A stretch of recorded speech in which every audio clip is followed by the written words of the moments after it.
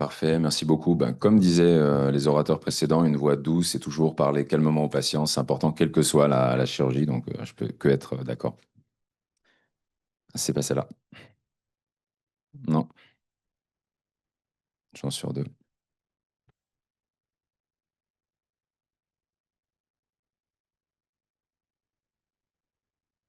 C'est quand l'arrêt?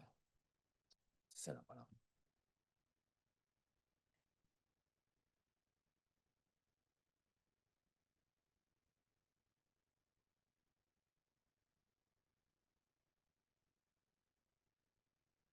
Ouais, oui. Parfait, merci Pascal. Donc, je me représente, je suis au bureau de l'Anjo, mais je suis aussi en fin de docteur junior 2 à la Petit-Salpêtrière. Donc, c'est un service, c'est le temple de l'uvéite, on va dire, hein, de l'inflammation intraoculaire et tout ce qui s'y rapproche. Donc, dans ce topo, je vais vous présenter tout ce qui s'approche des uvéites postérieures avec un titre Quand la rétine s'enflamme.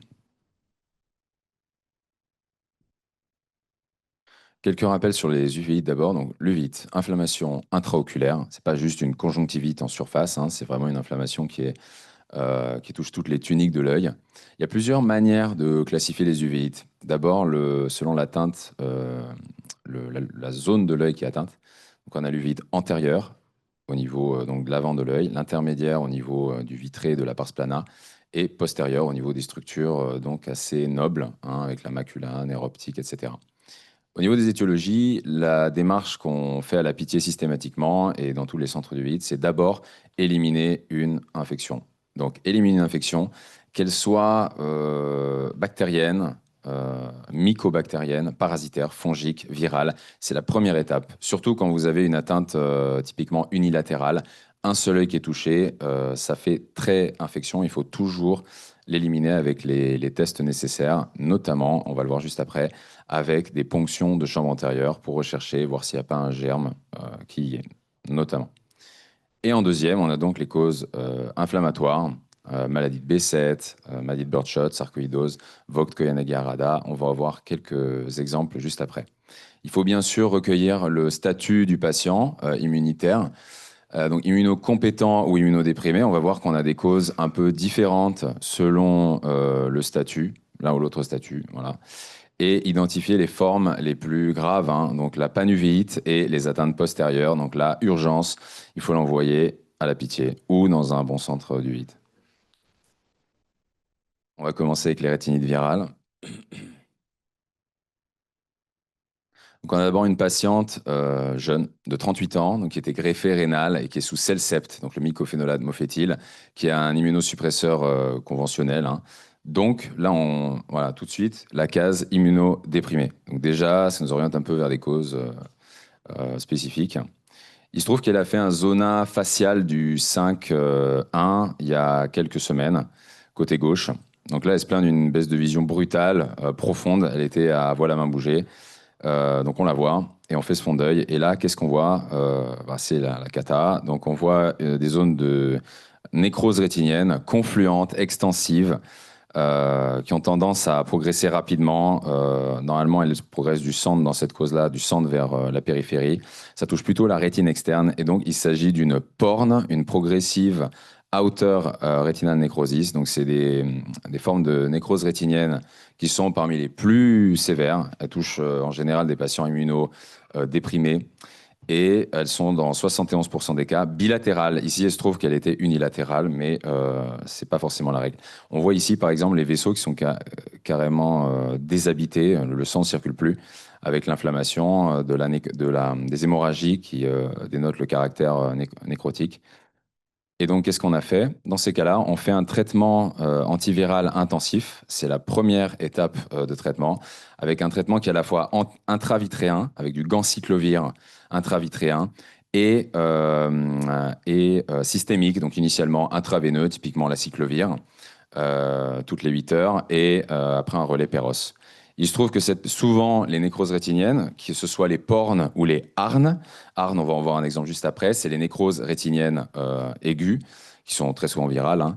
Elles se décollent, il y a des décollements de rétine dans plus de la moitié à 2 tiers des cas, parce que la rétine est complètement nécrosée, fine, et du coup, elle se décolle. Donc, c'était le cas chez cette patiente qui a décollé, et donc on l'a opérée par vitrectomie endolaser silicone.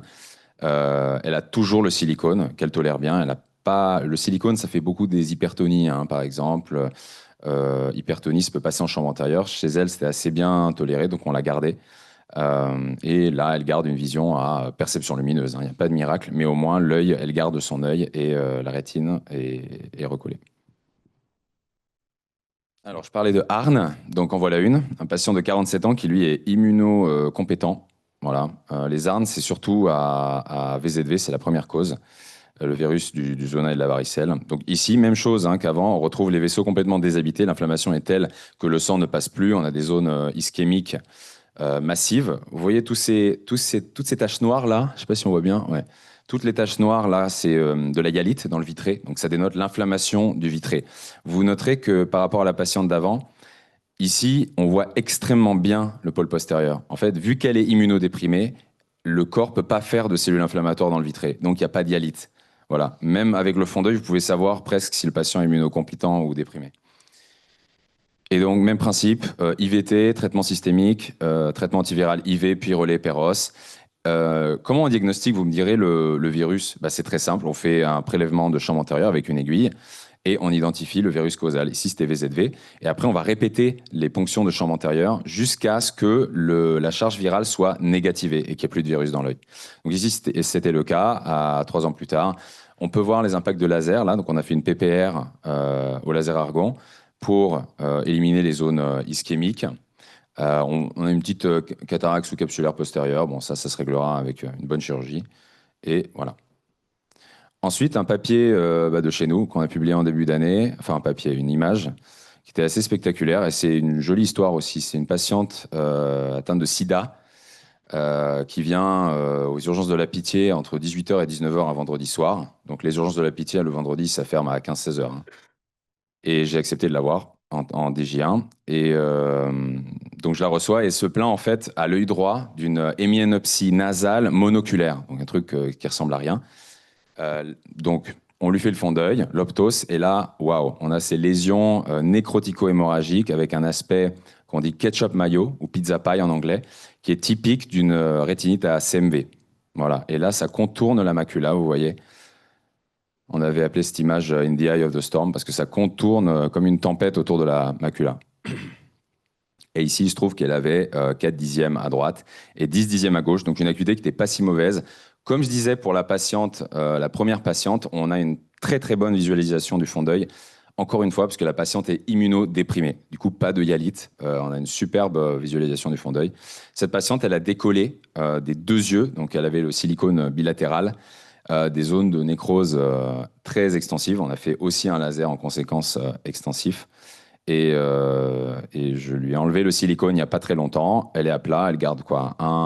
2 dixièmes à l'œil droit et 4 dixièmes à l'œil gauche. C'est pas si mal. Elle garde ses yeux, elle garde au moins une vision qui lui permet de fonctionner tous les jours. Donc voilà, un exemple des atteintes un peu spectaculaires qu'on peut avoir. Maintenant, je vais vous parler des choroïdites stromales. Donc, c'est un groupe de maladies qui touchent surtout la choroïde, qui font toutes sortes d'images, pareilles, assez surprenantes quoi, au fond d'œil et à l'imagerie. Alors, je parlais de quand j'étais docteur junior 1. Et ben ça, c'était mon premier jour de DJ1 aux urgences de la Pitié. Donc, c'est un jeune de 29 ans qui vient depuis 2 semaines. Il a des mouches qui volent dans son œil gauche. Et il a l'impression, voilà, la vue est un peu baissée. Donc, il a 4 dixièmes à l'examen. Je sais pas trop ce qu'il a, je regarde un peu le fond d'œil, on voit pas vraiment. Et là, je lui fais une imagerie grand champ. Donc ça, c'est Optos, c'est une imagerie grand champ qui permet de bien visualiser le fond d'œil. Et là, waouh, on a ces lésions blanchâtres, nodulaires, oblongues, choroïdiennes, stromales, qui sont plutôt normalement distribuées en nasal inférieur de la papille, avec un peu d'hyalite, hein. C'est typique chez les patients qui ont cette maladie, qui est la maladie de Birdshot. Donc, maladie de Birdshot, avant de poser le diagnostic, il faut éliminer tous les diagnostics différentiels, infectieux notamment, par exemple la syphilis. La syphilis, ça peut donner exactement ça. La sarcoïdose, ça peut donner des choses qui ressemblent à ça aussi. Donc, il faut éliminer tout ça avec un bon scanner pour voir s'il n'y a pas des adénopathies, quelque chose qui évoque une sarcoïdose notamment. Et il y a un marqueur génétique pour la maladie de Birdshot qui est le Naël. Bravo, HLA29. Voilà. qui est pathognomonique quasiment. Ok, après j'enchaîne sur des cas. Donc le but là, c'est de vous montrer un peu des images. Je ne vais pas m'attarder trop sur la définition physiopathologique, etc. C'est de vous montrer un peu ces atteintes qui peuvent être très sévères, mais qui des fois ont quand même un côté esthétique, quoi, hein. C'est vraiment assez spectaculaire parfois ce qu'on peut voir au fond d'œil. Donc là, c'était une dame de 24 ans. Elle vient chez nous. Je crois qu'elle avait contre les doigts et voit la main bouger à l'autre œil. Donc la catastrophe absolue. Premier trimestre pardon, de grossesse. On fait un bilan complet, pas d'infection. C'était une atteinte plutôt inflammatoire, sarcoïdose-like. Donc on l'a traité par corticoïdes de manière assez intensive, avec des bolus initialement, puis après une décroissance progressive. On pouvait pas de toute façon mettre d'immunosuppresseur parce qu'elle est enceinte. Et elle a plutôt bien récupéré. Je crois qu'elle avait 10 dixièmes à l'œil droit et l'autre œil, elle avait une acuité réduite, mais 4 dixièmes. Donc pas si mal par rapport à la sévérité du tableau initiale avec une dose de corticoïdes à 5 mg. Donc, pour les uvéites, je ne sais pas quelles sont vos connaissances, tout ce qui est médecine interne et autres. Pour les uvéites, nous, ce qu'on veut, c'est avoir les corticoïdes à 7,5 mg ou moins. Si on arrive à ce niveau-là, c'est un succès, en gros. Voilà, là, on est à 5, donc c'est super. Elle peut même rester à 5. Moi, ça ne me posera pas de problème. Voilà. Un trois derniers cas. Donc là, une choroïdite serpigineuse qui est atypique, mais qui est serpigineuse quand même. On a ces lésions qui sont très atrophiantes, qui ont une forme un peu de serpent. Pour ça, on dit serpigineuse, qui est une forme comme ça caractéristique. Devant cette maladie, il faut éliminer la priorité. S'il y a une infection à éliminer, pardon. Exactement, bravo. Exactement. Donc c'est la tuberculose. Ça fait du coup une choroïdite pseudo-serpigineuse et pas serpigineuse qui est inflammatoire et qui n'a pas de cause infectieuse. Donc c'est un patient de 23 ans, là aussi, que des patients jeunes quasiment. 3 dixièmes, 6 dixièmes. Il est traité avec des immunosuppresseurs conventionnels. On voit l'atrophie, elle est massive. Elle est massive. Ça peut faire aussi des néovaisseaux inflammatoires, souvent à la frontière, vous voyez juste ici, entre l'atrophie et la zone de rétine qui devient saine. Ça fait volontiers des néovaisseaux qui vont encore alimenter la baisse de vision et aussi même parfois stimuler un peu l'atrophie à proximité. Donc c'est des maladies très graves et où il faut mettre un immunosuppresseur quasi systématiquement. Et ce patient-là, je lui ai demandé de me dessiner la tâche qu'il voyait. Et en fait, sur le papier, il m'a dessiné la tâche. Et en fait, c'était exactement ce que vous voyez là, mais en inversé. Il vous dessine, c'est comme une carte, quoi. Donc voilà, des maladies assez intéressantes. Quelque chose qui ressemble, la choroïdite empygineuse ou RPC, Relentless Placoid Choroiditis. Donc là, pareil, très grave, 19 ans, il arrive contre les doigts à l'œil gauche. Donc là, c'est plus diffus. Ça s'intéresse vraiment, ça intéresse pas que le pôle postérieur, ça intéresse vraiment jusqu'à la moyenne périphérie. Donc c'est des lésions profondes, très inflammatoires, choroïdiennes. Même chose, il faut rechercher et éliminer une tuberculose et traiter par corticoïdes puis immunosuppresseurs. Et ici, on a eu la chance de le prendre à temps. On a des patients qui n'ont pas cette chance, qui ont été traités ailleurs ou dans un centre qui n'est pas spécialisé et du coup qui n'ont pas eu un suivi intensif. Lui, on a pu récupérer 10 dixièmes aux deux yeux avec un petit scotome paracentral à gauche, mais 10 dixièmes quand même. Donc avec infliximab, méthotrexate et des corticoïdes, donc à 5 mg, donc une dose très acceptable. Ici, donc là, il n'y a qu'un œil. Parce que c'est une ophtalmie sympathique et que l'autre œil, il est perdu. Voilà. L'autre œil, il a eu une vitrectomie multiple pour décollement de rétine qui ont pas. C'était très compliqué. Donc l'œil est en phtise. Et il a développé une ophtalmie sympathique.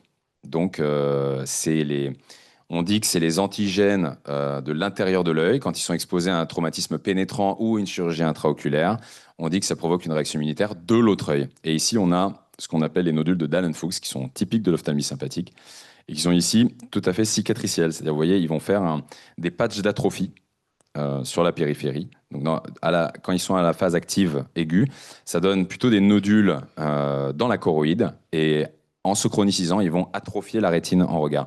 Donc, on dit que l'ophtalmie sympathique, c'est proche du VKH. Je ne sais pas si vous connaissez, mais c'est Vogt-Koyanagi-Harada. C'est pas tout à fait pareil, parce que le VKH peut faire ces atteintes comme ça. mais il ne fait pas l'atrophie vraiment au regard, pas forcément en tout cas, comme les nodules de Dallen-Fuchs. Donc c'est un peu différent. Ici, il y avait 5 lignes de traitement immunosuppresseur. Le tocilizumab, qui est un anti-interleukine 6, a marché avec une bonne dose de cortico et des injections d'anti-VEGF tous les 6 semaines pour contrôler le excusez-moi, avec un néovaisseau inflammatoire prérétinien ici, donc qui est souvent retrouvé dans les cas d'ophtalmie sympathique. Voilà. Donc le combo IVT anti-VEGF et immunosuppresseur permet un bon contrôle de l'inflammation. Quelques cas pour terminer. Voilà, j'espère que ça vous plaît. Il y en a plein un paquet. Donc, un patient de 23 ans, toujours des patients jeunes, hein. Donc, je le reçois, il se plaint, il voit plus rien à l'œil gauche, 0,5 dixième. Là, en fait, il a aucune maladie, il a rien de spécial. Il est originaire du Maroc, si je dis pas de bêtises. Donc, Maghreb. Il a une vascularite rétinienne occlusive sévère. Donc là, une acuité effondrée. Vous voyez tous les manchons là, en fait, autour des vaisseaux. Vous voyez, c'est des manchons inflammatoires qui vont provoquer l'occlusion des vaisseaux. Et la vascularite, donc ça, c'est une vascularite, ok? Les parties avec les manchons comme ça. Et pour dire qu'elle est occlusive, c'est que vous avez vraiment une ischémie des tissus, c'est-à-dire que vous avez des hémorragies qui vont apparaître autour des vascularites, comme on a ici, et qui intéresse toute la rétine, hein, donc très grave. On lui a fait des bolus de corticoïdes. Nous, dès que c'est inflammatoire, c'est ça, hein, c'est souvent des corticoïdes, et après, éventuellement, un relais par immunosuppresseur. Donc, il remonte à 4 dixièmes, on est plutôt content vu la sévérité. 2 semaines après, donc, il faut me croire sur parole, c'est pas cette image, mais il a occlu. Moi, je le suis, donc je suis en vacances. On m'écrit, il voit plus rien. Et en fait, il a occlu son artère rétinienne temporale inférieure. Donc là, il voit vraiment plus rien. Il voit contre les doigts. Donc c'est la cata. Il se demande qu'est-ce qui se passe. Et donc on lui fait une injection d'anti-VEGF. On remonte la corticothérapie et on envisage de mettre un traitement immunosuppresseur par anti-TNF-alpha, adalimumab cette fois. Raison pour laquelle on lui fait le Rifina. Donc c'est le traitement anti-tuberculeux. On le met pourquoi? Parce qu'il avait un test tuberculeux positif. Le quantiferon était positif. Du coup, si on veut mettre un traitement immunosuppresseur, on est obligé pas déparasiter, de supprimer de faire un traitement anti-tuberculeux, en tout cas avec le Rifina. Voilà. Là, il est stabilisé, pareil, 10 dixièmes. Donc là, c'est des cas où on est plutôt content. Vous voyez le laser en périphérie. Ensuite, un cas de sclérite bactérienne, ça c'est complètement atypique. Donc, un patient qui a été opéré de ptérygion. Ptérygion, c'est une excroissance qui est sur la conjonctive et la cornée, qui était donc en regard à ce niveau-là. Il a été opéré en 2011. En 2011, donc le chirurgien n'a pas fait d'anapathe. Il faut toujours faire une anapathe dans un ptérygion. Voilà, j'insiste. On ne sait jamais. On pouvait tomber sur un carcinome épidermoïde. S'il l'avait fait, il aurait retrouvé un carcinome épidermoïde. Donc, il a été ensuite adressé à l'Institut Curie, qui sont spécialisés dans les tumeurs de l'œil, qui ont diagnostiqué le carcinome épidermoïde. Ils ont fait une chirurgie, ils ont fait de la radiothérapie localisée en regard. Et donc, nous, on le voit 10 ans plus tard, adressé pour suspicion de nécrose rétinienne. On a ces infiltrats qui sont, vous voyez, sous-rétiniens, ici, et des vraiment blanchâtres, on dirait une nécrose rétinienne. On a fait une biopsie conjonctivo-sclérale qui retrouvait du Pseudomonas aeruginosa. Et donc, en fait, il a eu une brèche dans sa sclère et une sclérite bactérienne à Pseudomonas, donc extrêmement grave, via cette brèche sclérale. Voilà. Il y a d'autres cas dans la littérature qui ont la même chose. Alors, ça c'est assez spectaculaire. C'est une angéite givrée sur un syndrome de Castleman. Donc, un syndrome de Castleman, c'est apparenté au tout ce qui est lymphoprolifératif. Donc, panuvéite et vascularite rétinienne. Donc, ça, c'est des images, ouais, c'est extrêmement rare et grave. Enfin, grave. Là, vous voyez qu'il y a une acuité à voir la main bouger. Mais ces patients-là, on peut en fait les traiter. Là, il y avait, je crois, le nerf optique aussi qui était atteint. On voit les photorécepteurs là sont beaucoup amincis. Et ces patients-là, on peut les traiter avec des corticoïdes systémiques et avoir une bonne récupération de la vascularite et de l'atteinte uvéitique. Voilà, vous avez tenu le marathon des uvéites. Un dernier cas, un patient de 50 ans qui était suivi à l'étranger.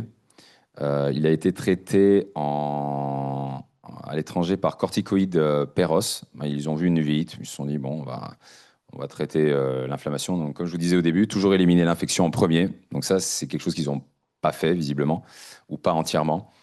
Et donc, on le reçoit à la pitié. Et donc, on voit ça. On voit des lésions placoïdes, comme ça, qu'on retrouve très bien à l'autofluorescence. Donc là, le diagnostic, c'est la première chose à évoquer, c'est la syphilis. Donc, le patient, en fait, traité par corticoïdes sur syphilis. Donc, ça fait une syphilis catastrophique qui a complètement dévoré la rétine externe. Donc, on l'a mis sous pénicilline G pendant 15 jours. Donc, c'est des traitements de 15 jours. En général, ils commencent les 3-4 premiers jours à l'hôpital et après, ils font le traitement intraveineux chez eux, à domicile, avec un prestataire. Donc là, il a bien récupéré, 6 dixièmes et 10 dixièmes. Et on a un aspect qu'on voit plus trop aujourd'hui, puisque les patients sont plutôt aiguillés en temps en heure. C'est l'aspect poivre et sel, là, que vous voyez ici. Donc là, ça dénote une destruction de la rétine massive. S'il a ça au niveau de la macula, il perd complètement la vision et il n'y a aucune récupération possible. Voilà. Donc là, toujours, dès que vous voyez une évite, toujours évoquer la syphilis, même si ça n'y ressemble pas, ça peut absolument tout faire. Voilà. Et je vous remercie pour votre attention. Et s'il y a des questions, bienvenue.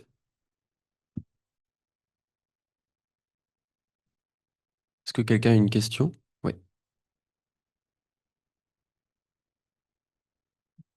Hmm. Donc bonjour, je suis interne à Dijon. J'ai deux questions en une sur l'Arn, notamment chez le sujet jeune. Donc ça peut être généralement un sujet immunocompétent. Typiquement chez le patient qui se présente avec une Arn, qui n'est pas connu pour avoir un terrain immunodéprimé, vous partez sur quel bilan en première intention pour traquer une éventuelle immunodépression sous-jacente? Est-ce que vous l'adressez systématiquement en consultation spécialisée auprès d'un interniste pour traquer un terrain immunodéprimé? Et j'ai une deuxième question également par rapport au suivi de la charge virale par PCA. Une fois qu'elle s'est négativée, est-ce que vous continuez à faire un suivi éventuellement par PCA et à quel intervalle? Très bonne question, merci. Donc, alors, la première, nous, en fait, par exemple, je parle de nous dans le service à la Pitié. On a des internistes qui viennent, on a une collaboration étroite avec eux. Du coup, ils ont carrément un box juste à côté de nous. Du coup, il suffit de toquer à leur porte et on peut avoir un avis comme ça. Bon, ça, c'est quand on a besoin d'un avis en urgence, tu vois. Mais sinon, on les envoie très souvent dès qu'ils ont une visite comme ça, un tableau un peu sévère. On les envoie très facilement aux internistes, ne serait-ce que pour faire une évaluation globale. C'est-à-dire, ils vont regarder toute la peau de A à Z, de la tête aux pieds. Ils vont regarder, ils vont faire des imageries, ils vont faire plus de bilans que nous. Et du coup, pour le bilan d'immunodépression, ça, ce sera plutôt eux.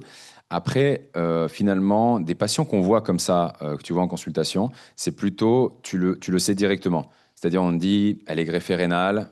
Les greffes rénales, ça fait facilement des infections à CMV ou au virus. Donc greffe rénale, greffe moelle osseuse, tout ce qui est leucémie, etc., des choses catastrophiques. Souvent, tu le sais déjà ou tu vois que le traitement qu'elle a. Par exemple, là, elle avait du Celcept. Tu vois dans la liste des traitements en général et tu peux deviner qu'elle a un terrain immunodéprimé. Donc souvent, c'est ça. On n'a même pas besoin de faire de bilan. On le sait un peu d'office. Après, avec les internistes, si on a un doute, on peut refaire un complément de bilan avec, par exemple, doser les dosages pondérales des immunoglobulines, où tu peux rechercher un déficit un peu plus atypique, quelque chose de plus rare, quoi. Mais je dirais qu'en général, la plupart des cas, on le voit d'emblée. Ta deuxième question, au début, on fait la ponction de chambre antérieure pour voir la charge, donc ça te donne un résultat en log.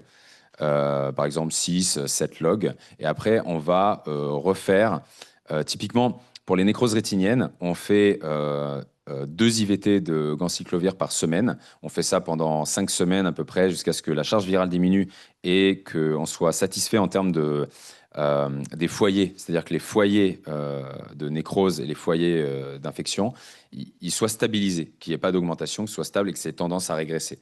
Voilà, souvent on va adapter le traitement là-dessus. Une fois que c'est négativé, une fois que c'est négativé, on est content. Disons, on va le revoir 6 mois après. On peut discuter une ponction. C'est un peu au feeling. Si tu sens que si tu as l'impression qu'il se passe quelque chose, tu peux retourner à la ponction. Si tu sens que tout est stable, que le patient se plaint pas, qu'il n'y a rien. Beaucoup écouter les patients. Je trouve qu'en uvite, dans beaucoup d'autres surspects, hein, mais beaucoup en uvite, les patients, ils vont te dire s'il y a quelque chose qui ne va pas. Il y a vraiment, s'ils te disent que tout va bien, il y a beaucoup de cas où ça va aller, quoi. Voilà. Après, il faut toujours bien l'examiner, quoi, évidemment. Est-ce qu'il y a une autre question?